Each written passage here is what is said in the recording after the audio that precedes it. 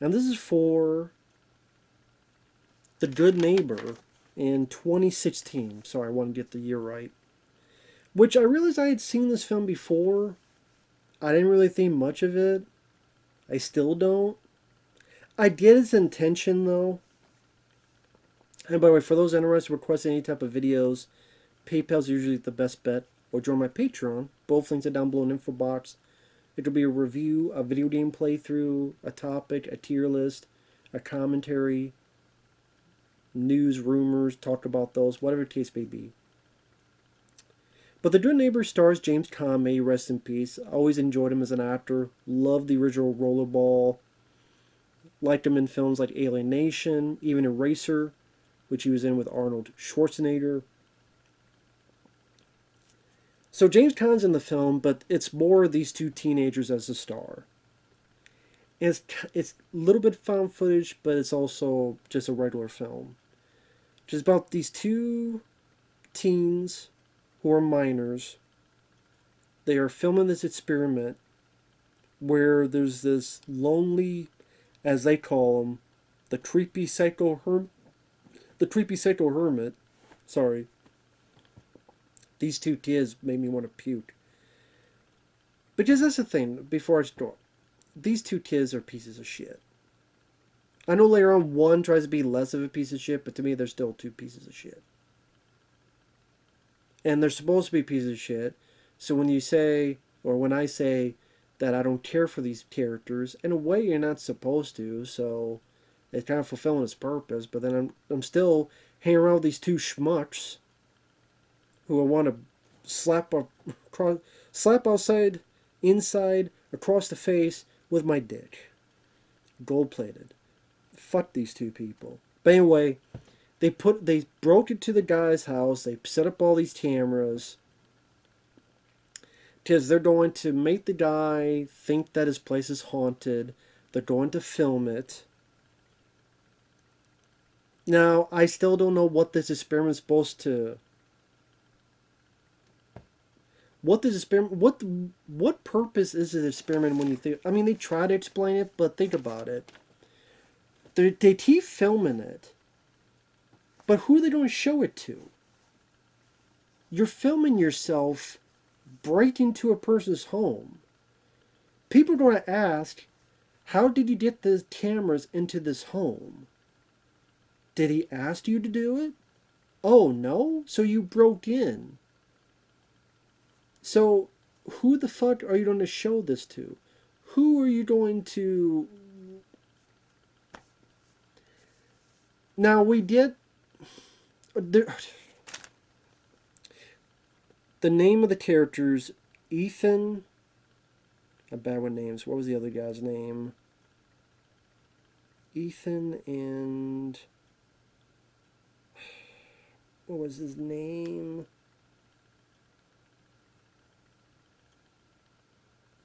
Sean. Ethan and Sean, sorry. I'm bad with names. Sorry for that brain fart. We ultimately know why Ethan's doing this. For personal reasons. Sean, I don't get his fucking reasoning. You don't be and he's supposed to be the more likable, nicer one, I guess. But he seems just more the dumber one. Because what were you expecting?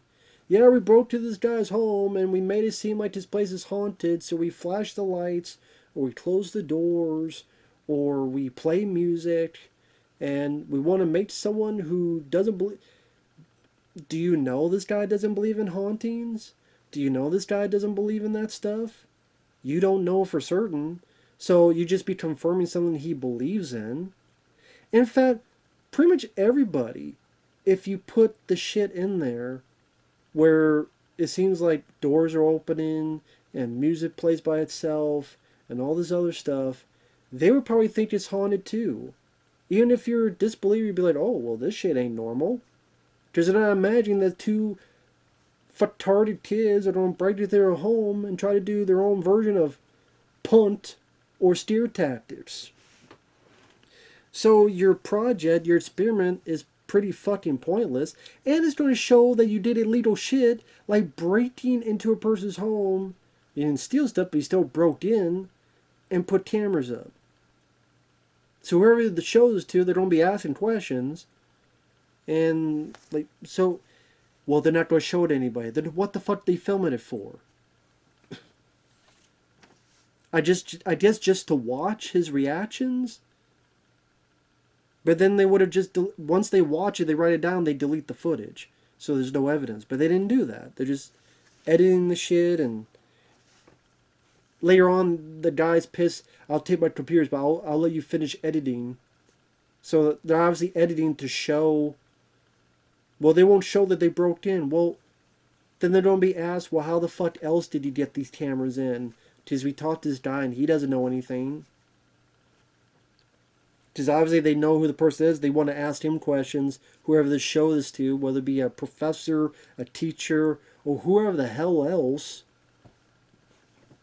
So that they don't get sued or they don't get... I don't know. I don't get their reasoning, but whatever. Let's go past that. So, like I said, they break in, they put in cameras, and they did something that I thought was a mistake. From time to time, they keep cutting back to this trial that's happening. Call it foreshadowing, call it whatever. I thought that was a mistake. Number one, I thought it broke the momentum of the movie. And number two, it already makes you know a bit of what's going on. Okay, obviously it's a trial, so some type of criminal activity has happened. You just don't know what. Someone's on trial, you don't exactly know who, until an hour in, and then you're told at least one of the people that's alive and possibly on trial. So even then, they're not giving everything away, but you're still giving a chunk of your story away. And to me, it just breaks the flow of it. And it's just them either didn't make the lights flicker, they made the door open and shut. And these two are just not... I know that's the purpose, but I just didn't like hanging out with these two fucking people. It's not that the actors were bad. The actors did not do a bad job acting. It's just, why should I give a shit about watching these two? I don't think they're interesting. I get you're not supposed to like them, but it seems like maybe you're supposed to feel a bit sorry for the Sean character. Which, if that's the case, it fails. I'm like, these two, I hope both of them get their comeuppance. Ethan, he likes to draw cocks on the wall. I don't know what that was about. What his fascination was drawing cocks on the wall? What are you? Jonah Hill from Superbad? The dialogue, like they're watching, they're drinking beer, they're eating pizza. Oh, this tastes like bottled diarrhea, but the guy keeps drinking it. I puked a little. Oh, you puked in your pants? You know, that's your dialogue. James Caan, for a chunk of it, he's not likable either, because he's just a surly asshole person. When someone's walking with their dog, he's like, you bring that dog again, I'm going to cut up into little pieces. Granted, at least with him, you realize what's going on. So, you do feel sorry for James Caan's character. And it's nice to see James Caan in there. He's a good actor.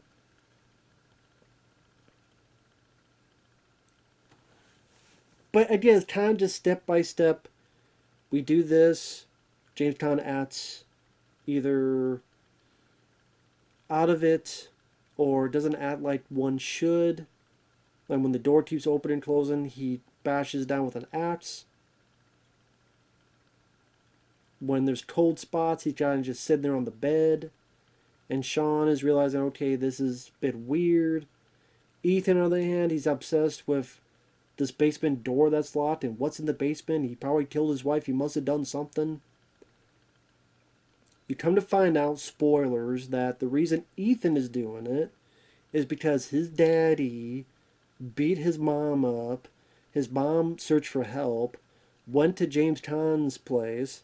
James Caan called the cops, which took the dad away. And then apparently James Caan talked with the mom. And then, lo and behold, the mom came. I mean, when the dad got out of jail, the mom said, "You're gone. Get the fuck out of here."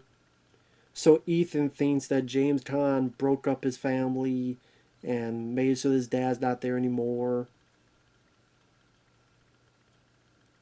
But just Ethan, this kid, just a piece of shit.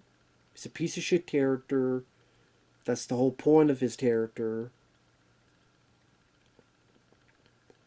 He even had a camera in Sean's room when he's ready to make out. And then Sean's like, "I'm done with this." And Ethan goes, "Well, it's your cameras and your fingerprints on this and that. So if I go down, you're going down too."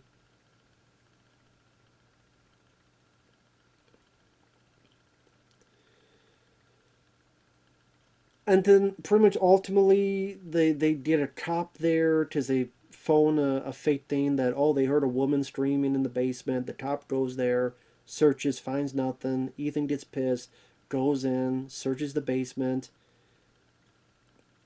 moves this bell. Oh shit, I made some noise. Puts the bell here, hides. James Caan sees it, gets a gun, shoots himself.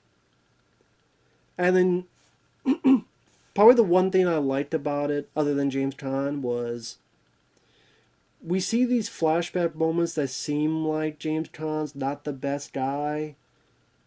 His wife arguing about, well, you don't even fix this door. Or this bit that seems like James Caan's going to go with a stripper or a hooker. And then you see the truth of the matter. I would say that's the best part of the movie was, no, he was not this miserable, he was not this awful person. When his wife got back in a flashback, he fixed the door and gave her roses. When his wife was drunk, he comforted her and hugged her. It was not a hooker in this flashback. It was a doctor that set up this bed because the wife was going through cancer or whatever it was. And James Caan was great. It made me once again and yet again miss James Caan. Very talented actor. Just this one scene where he's talking with his wife. He's got the bell and says, "If you ever need me, whatever you need, ring this. I'll come to you."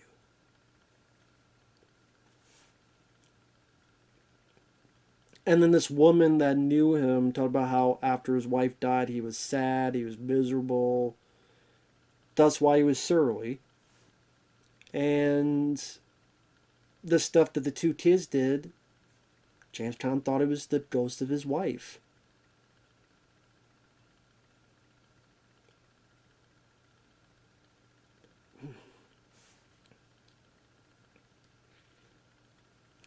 Now, granted, I mean, how fortunate it was that they made the door move and not something else.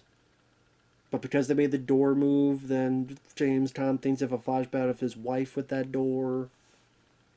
How fortunate it was that they played music. I guess you argue that it was the same song over and over again, but the same music that plays is the same music that's in the flashback. I guess you argue that that's the music he just kept because his wife liked it. Or that the one thing Ethan touched was the bell. Like, if there was anything else, who knows what would have happened. But, it is what it is, and you really do feel for James Caan's character. I'll say that. And about how these... But the thing is, that's really the whole idea of it, because the two teens get away with it. They get 2 years probation and 500 hours of community service. Sean, I mean, understandably the girls don't want near him, and Who knows what will happen to him? As in, you could tell he's ashamed. He kind of thought that before. Ethan, the guy that you hate the most, he comes out a winner. Because he talked about before how he wanted to be successful, he wanted to have people notice him. So he gets this slap on the wrist. All the cameras and reporters are looking at him. He almost smiles, like, and then the movie ends. I'm like, so the worst guy got what he wanted, gets away with it, and a guy whose wife died, just a very sad, tragic ending. Which again is the point of it. So you say, well, that's what the director wanted. Okay, it's just.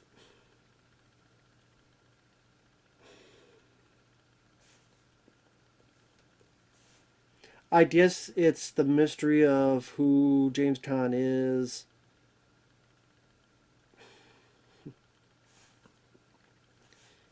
I guess to make us think that James Caan would be this murderer, would be this killer. I don't know. Even when I first saw it, I never thought that would be the case. I can't put my finger on it. I just never thought that would be the case. Or maybe in my mind, I'm thinking that because these two leads are such awful people that I'm kind of like, and I guess if it went that, would have been the more typical route that James Caan, lo and behold, he is a killer, and they were right all along. So I kind of like that. No, they were wrong, and I, I don't know. I guess you say it accomplished its goal, and what the director was trying to showcase. But at the same time, like Sean, if it's trying to make us like him, too little, too late. He should have done a lot more. He could have done a lot more. The fact that the one despicable guy, Ethan, he gets away with everything, just leaves it on a sour note. I'm sure on purpose. The guy that you feel sorry the most gets fucked over the most. So it's just a bummer of a movie. Maybe those things that usually I just I'm not a sucker for bummer. And I think because my mind is sitting there going, I don't think he's a killer, so the mystery angle wasn't really that palatable for me. I'm not saying I guessed it 100%, but I don't know. The mystery wasn't as involving to me as I'm sure the director wanted it. I just never assumed that James Caan was a villain.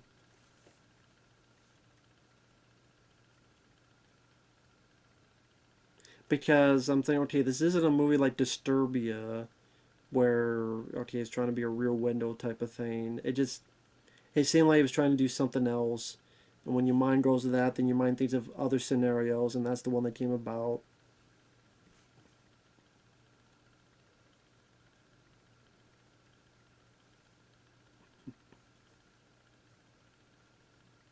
And especially when you find out why Ethan is doing this, where it's all his fault and James Caan did nothing wrong, then you're definitely not in the vein of, oh, if you're not thinking of it ahead of time, or if you're not thinking of it before it, you definitely think it after that, yep, this is like ended kind of what I figured it would be. So I mean, that's the thing, is kind of just waiting for the next. I don't. I'm trying to think of the best way to word it. You're waiting for the next foot to drop. You're waiting for the next. Okay, what is this? All there is to the movie? Is there something else that's going to be more intriguing? No, that's pretty much it. Just them trying to get this guy, think he's haunted, and then lo and behold, this happens, and then that's it. Maybe this would work better as a short film. I don't know if it works as a full-length feature. It's one of those things that, okay, is it entertaining or scary or whatever to see two douchebags fuck over an old man. It wasn't that interesting of a story. The two leads, they're supposed to be despicable, but just more of just not interesting, not fascinating, more like, fuck these guys. Just kill them already. And you're just waiting for them to die. They don't, well, fuck, that sucks. So you're just not satisfied with that portion. Their dialogue wasn't really that witty. The character interactions wasn't really that fascinating unless, oh, you drawing dicks on the wall again? Ah, how about them apples? Or them trying to impress some girls. That didn't seem like there was much to those characters either. The mom character of Ethan appeared a few times, just being oblivious. You don't really find out much about the Sean character other than, I guess a few years ago, him and his family have moved there, and he tries to stop at one point, like I mentioned, and the other kid threatened him.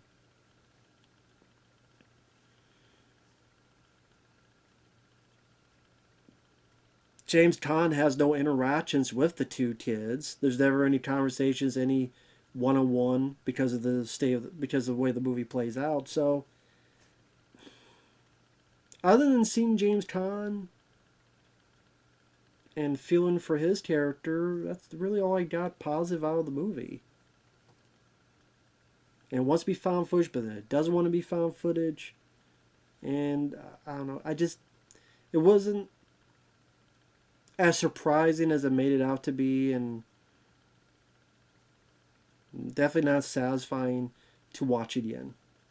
I could appreciate what it was doing, appreciate James Caan, but I guess if you want to see two douchebag teenagers and they don't get their comeuppance, which you say that's the reality situation, but it's not a movie I would ever rewatch again.